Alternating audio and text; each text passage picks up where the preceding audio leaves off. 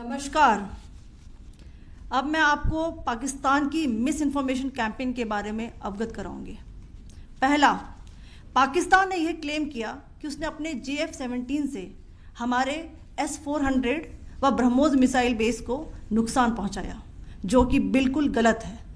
दूसरा, उसका यह भी मिस इन्फॉर्मेशन कैंपेन था कि हमारी एयरफील्ड्स जो कि सिरसा, जम्मू, पठानकोट, बठिंडा, नलिया और भुज में है, ये उसका मिस इन्फॉर्मेशन भी बहुत गलत है।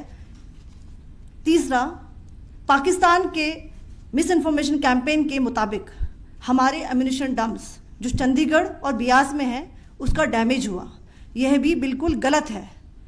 हमने आपको मॉर्निंग ब्रीफिंग में बताया था विद फैक्ट्स एंड फिगर के साथ कि ये सारी चीज़ें बिल्कुल सही सलामत हैं।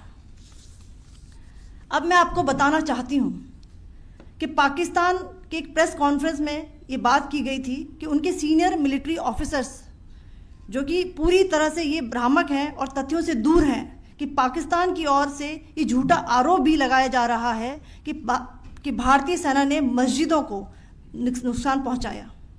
मैं इससे बिल्कुल स्पष्ट करना चाहती हूं कि India is a secular nation और हमारी सेना भारत के कॉन्स्टिट्यूशनल वैल्यूज़ की एक बहुत प्यारी झलक है।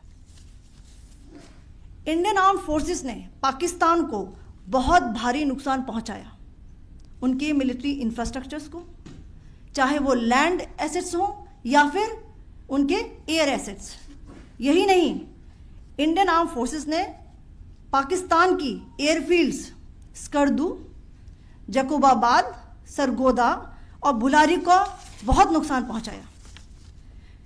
इसके अलावा पाकिस्तान के air defence system, radar system, उनको भी एयर स्पेस में अनटेनेबल किया।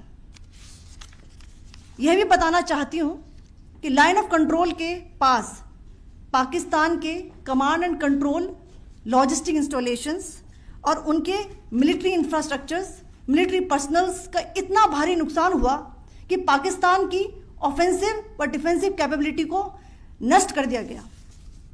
अंत में मैं फिर से ये बात दोहराना चाहूँगी, इंडियन आर्म फोर्सेस पूरी तरह से तैयार है, सतर्क है और भारत की संप्रभुता और अखंडता की रक्षा के लिए पूरी तरह से कमिटेड है।